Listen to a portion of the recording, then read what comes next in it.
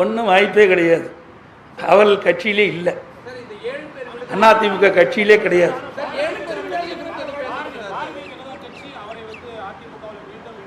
யார் சொன்னது?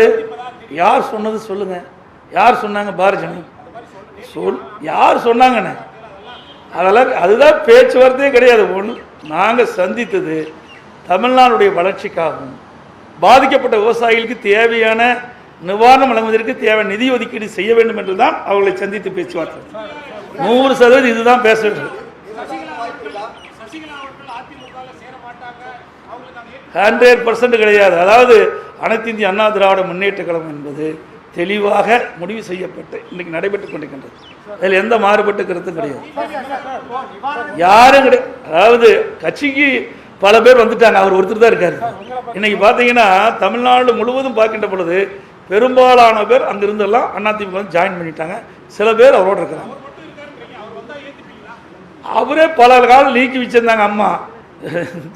இப்போ அம்மா இறந்த பிறகுதானே அவருக்கு வந்து பதவி கொடுத்துருக்குறாங்க. மாண்புமிகு புரட்சித் தலைவி அம்மா இருக்கின்ற பொழுது அவர் கட்சியிலே கிடையாது. அனைவருக்கும் நன்றி, வணக்கம்.